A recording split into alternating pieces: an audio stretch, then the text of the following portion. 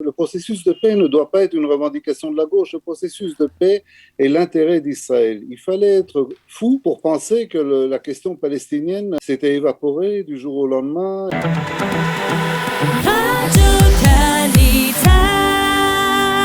Yoshua Mishav, bonjour. Bonjour Daniel, bonjour à tous nos auditeurs. Alors, je rappelle que vous êtes un ancien diplomate, ancien haut fonctionnaire au sein du Keren Hayesod et avec vous, je voudrais que nous essayions de faire le point sur la situation politique. On a l'impression, après qu'il y ait eu, on va dire, quelques journées d'incertitude sur l'avenir du gouvernement de Yair Lapid, eh bien, on a l'impression que Lapid a repris la main et qu'il est en bonne voie pour former un gouvernement. Alors, on ne sait pas s'il sera un gouvernement avec Naftali Bennett à sa tête ou alors avec Naftali Bennett comme ministre dans le gouvernement de Yair Lapid. En tout cas, ça pourrait être un gouvernement avec le parti Meretz et le parti travailliste, les deux formations de gauche qui se distribuent déjà les portefeuilles ministériels. Vous avez l'impression qu'Yair Lapid va arriver au bout de sa peine avant la fin du mandat, mardi soir prochain? Daniel, je pense que toutes les possibilités sont ouvertes et toutes les spéculations sont possibles. On est dans une situation où vraiment je pense que faire des pronostics ne serait pas sérieux. Tout tourne autour de deux personnes, nous le savons tous.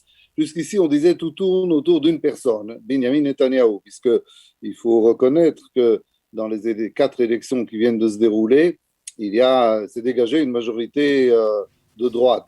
Donc, la seule raison pour laquelle la droite ne peut pas former un gouvernement aujourd'hui est la présence de Benjamin Netanyahou. Si Benjamin Netanyahou, ce qui n'arriverait pas, bien entendu, mais s'il décidait de se mettre de côté, de quitter la scène politique, vous savez comme moi qu'il y a un gouvernement de droite demain matin ou après-demain matin. Ça prend 36 heures. Tout tourne donc autour de la personnalité de Netanyahou, que Gideon Sa'ar et Lieberman et Benny Gantz, disons Sa'ar et Lieberman très à droite et Benny Gantz au centre droit, récusent complètement. Et quant à Bennett, je pense qu'on peut dire qu'il le récuse aussi parce que les déclarations qui ont été faites, mais Bennett joue plus sur les deux tableaux. Et puis, ce qui est un peu nouveau dans les 4-5 derniers jours, c'est la deuxième personne qui est apparue centrale dans tout cet imbroglio, qui s'appelle Ayelet Shaked, et qui, elle, manifestement, dans les jours derniers, a torpillé la possibilité d'un gouvernement d'union nationale, ou en tout cas d'un gouvernement du changement, on va l'appeler comme ça. Elle joue un jeu qui n'est pas clair, parce que vous vous souvenez comme moi, Daniel, qu'elle a été enregistrée il y a une semaine, 10 jours à peu près, des conversations téléphoniques auxquelles elle participait ont été donc publiées, et elle avait des mots extraordinairement durs pour Netanyahou et pour Sarah Netanyahou, et elle les qualifiait de dictateurs, etc. Alors, si c'est des dictateurs, pourquoi est-ce que chacun torpille un gouvernement de changement? D'un autre côté, on sait que son cœur, évidemment, n'est pas à une coalition avec le Parti travailliste et Meretz. Donc voilà, ce sont ces deux personnes-là qui vont décider de l'avenir de... paralysent tout développement. Et moi, je pense que les chances sont 50-50. Ou Lapid Bennett, ou malheureusement une 5e élection. Alors, puisqu'on parle de la formation d'un gouvernement alternatif, un gouvernement dans lequel la gauche israélienne reviendrait au pouvoir, c'est là pour la première fois depuis de nombreuses années. Et minoritairement, Daniel. Comment ? Minoritairement. Oui, minoritairement, effectivement, mais tout de même, est-ce que, on l'a vu après l'opération Gardien des Murailles ou Gardien du Mur, le dossier palestinien est revenu sur le devant de la scène alors qu'il ne l'était pas depuis plusieurs années. Est-ce que, par exemple, dans le cadre de la formation, si ce gouvernement voit le jour, qu'il soit dirigé par Naftali Bennett ou par Yair Lapid, est-ce que la gauche israélienne mettra de côté, on va dire, ses revendications sur le plan du processus de paix pour essayer d'éviter des frictions avec l'aile droite de ce gouvernement, ou bien vous pensez que ce sera une des revendications légitimes de la gauche israélienne? Mais je pense les deux, Daniel. Je pense que c'est une revendication légitime. Le processus de paix ne doit pas être une revendication de la gauche. Le processus de paix est l'intérêt d'Israël. Il fallait être fou pour penser que la question palestinienne s'était évaporée du jour au lendemain et qu'on n'allait plus en parler et qu'on avait bien joué sous l'administration Trump et on avait fait les accords d'Abraham qui sont en eux-mêmes, bien entendu, une excellente chose et que la question palestinienne s'était volatilisée. C'était absurde Je crois que de personne n'a dit que penser. la question palestinienne s'était volatilisée. On a dit seulement Mais qu'elle si, pouvait se si, résoudre un rapprochement avec les pays arabes et pas par un rapprochement avec l'autorité palestinienne avant les pays arabes. C'était ça. Daniel, Daniel, nous vivons dans le même pays.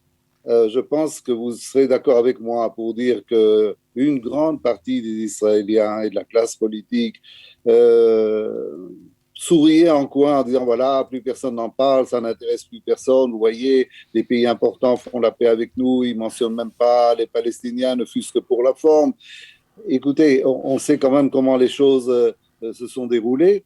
Or, Bah, comme je pense que ce conflit est une gangrène, et vous savez que la gangrène, si vous ne la traitez pas, eh ben, elle va s'étendre, elle va ronger tout votre corps, en fait.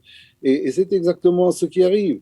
Donc, je répète, pour moi, la demande, l'attente d'un processus de négociation qui va être hyper compliqué, qui va durer longtemps, parce que nos partenaires, là, c'est pas non plus un cadeau, il faut dire les choses comme elles sont. ah. Mais la revendication d'un processus, d'une espérance quelconque, d'un rayon de lumière dans cette région, elle ne devrait pas être une revendication de la gauche, elle devrait être une revendication de tout Israélien qui comprend qu'on ne peut pas vivre jusqu'à la nuit des temps dans ce genre de situation. Maintenant, la gauche, il est évident qu'elle va minorer dans un premier temps de la future coalition, si ce gouvernement du changement vient à naître. Bien entendu que la question du processus sera posée, processus de paix, de négociation en tout cas, sera posée, mais pas de manière décisive. Et de l'autre côté, les partis de droite qui ont un agenda très militant qui m'inquiète à moi beaucoup sur le pouvoir judiciaire en Israël, les juges, la Cour suprême, etc., eux aussi, bien entendu, ils mettront de l'eau dans leur vin et ils ne pourront pas, ils ne feront pas, ils ne demanderont pas que ce gouvernement fasse tout ce qu'ils veulent, tout ce qu'ils ont projeté par rapport au système judiciaire en Israël. Et on Non, pourra, mais les gens, justement, vous l'avez mentionné. Daniel, vous comprenez, Daniel, un instant, vous comprenez que si un tel gouvernement du changement naît finalement après tellement d'efforts et que Benjamin Netanyahou quitte le pouvoir, ce qui sera un tournant dans l'histoire d'Israël, c'est pas pour faire tomber ce gouvernement par des dissensions internes dans 3 mois. Et oui, mais finalement, c'est le seul ciment, hein, de la destitution de Benjamin Netanyahou, c'est le seul ciment qui rapproche toutes les formations qui pourraient participer à un tel gouvernement, parce que justement, on ne voit pas qu'est-ce qu'il peut y avoir de commun entre le parti Mais je Meretz, ou peux même vous le dire, parti travailliste, et Naftali Bennett, ou même Guidon Sarr, je vais vous dire, sur le plan politique et diplomatique. mais je vais vous dire ce qui est en commun. Ce sont tous des patriotes israéliens qui aiment leur pays, qui ont une vision évidemment différente de leur pays, de ce qu'ils doivent faire, du règlement éventuel un jour futur du conflit ici dans notre région.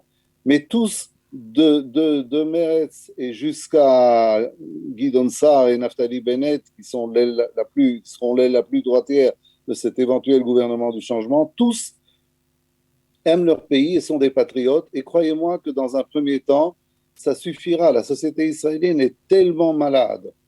Elle est rongée par la division et par la haine que Benjamin Netanyahou a semé volontairement ici en divisant le peuple, en jouant les uns contre les autres, en incitant une fois contre un tel et une fois contre un autre groupe. Il y a un processus de cautérisation de toutes ces blessures qui va être tellement long. Il faut faire passer un budget de l'État que Benjamin Netanyahou aussi a bloqué. Vous le savez bien, Daniel, depuis 2 ans et demi, il n'y a pas de budget dans ce pays parce que Benjamin Netanyahou l'a pris en otage. C'est un fait qu'on ne peut pas discuter. Il faudra donc voter rapidement un budget. redonner aux ministères, aux institutions le moyen de faire fonctionner cette société israélienne qui est complètement bloquée à tous les points de vue. Donc il y a du pain sur la planche certainement pour 1 an et demi, 2 ans, 2 ans et demi. Et après, ce sera le retour des dissensions idéologiques peut-être, mais je crois que... Vous savez, je voudrais dire quelque chose aussi, Daniel, sur quand même ces partis de gauche qu'on désigne comme, je ne sais pas. Il faut se rappeler qu'au parti Meretz, un des députés, l'ancien chef d'état-major Yair Golan, qu'au parti travailliste, le député Omer Barlev a été le commandant de la Sayeret Matkal, qui est l'unité d'élite de l'armée, que chez Benny Gantz, à son aile gauche, dans le parti de Benny Gantz, il y a un certain Ran Ben Barak qui a été chef adjoint, vice-chef du Mossad. Alors, un tout petit peu quand même je dirais, de décence, même je dirais, avant de venir tenir ces discours que j'entends quand même trop souvent sur le supposé manque de patriotisme de la gauche. Je ne crois pas que Ah, oui. que le chef d'état-major adjoint, le chef adjoint du Mossad et le commandant de la Sayeret Matkal aient des leçons de recevoir de la part de n'importe quel obscur député de droite du Likoud qui juge utile d'essayer d'exciter la population contre eux. Alors là, c'est clair, là-dessus, on est tout à fait d'accord. Mais je voudrais vous poser une question pour terminer. Yosh, on a vu hier Benyamin Netanyahou très en colère en direction de la France. Hein. Il a très vivement critiqué les propos de Jean-Yves Le Drian, qui avait qualifié l'État, avant envisagé de qualifier l'État d'Israël comme un État d'apartheid. Comment vous expliquez cette colère de Netanyahou? Ben, écoutez, il parlait, ça a été dit, vous l'avez dit tout à l'heure, Daniel, il parlait à une cérémonie en commémoration de cette triste affaire de l'Altalena. Oui. Donc il parlait devant un public, on va dire, de la droite dure quand même. Donc il a donné, vous savez, Benjamin Netanyahou, c'est l'artiste incomparable, le champion du monde, toute catégorie, de dire à son interlocuteur, quel qu'il soit, ce qu'il a envie d'entendre. Demain, quand il a courtisé les Arabes, alors les députés arabes, alors il est devenu Abou Yaïr, enfin vous suivez ça comme moi. Moi, je pense que Benjamin Netanyahou a fait ce qu'il avait à faire de son point de vue, mais je pense qu'il faut être correct aussi avec la France et avec Le Drian. Il n'a pas accusé Israël d'apartheid, il n'a pas... Moi aussi, j'aurais préféré qu'on n'emploie pas ce mot-là. Il a mis en garde, je pense que c'est l'avertissement d'un ami, il a mis en garde contre le pourrissement d'une situation bloquée qui pourrait mener un jour éventuellement à des situations de ce genre. Je crois pas, moi je ne pense pas qu'il faille sauter au plafond pour ça, d'autant plus, Daniel, que Benjamin Netanyahou, bien entendu, n'a pas cité l'autre partie des déclarations de Jean-Yves Le Drian, qui était formel et qui a dit c'est la faute de tout ce qui s'est passé à Gaza et la faute du Hamas. Et Bon. ça, c'est quand même une déclaration, je veux dire, claire, nette et sans équivoque. Et ça, évidemment, on le passe sous silence pour faire un petit coup de spectacle contre la France. C'est pas très utile. Mm-hmm. Eh bien, merci beaucoup Yosh Amishav de nous avoir aidé à mieux comprendre, on va dire, les méandres de la vie politique israélienne actuellement et d'avoir réagi à ce coup de colère de Benjamin Netanyahou. On va en parler avec notre invité dans quelques secondes, avec Miri Rossman. Merci beaucoup Yosh d'avoir été avec nous ce matin. Bonne journée. Daniel.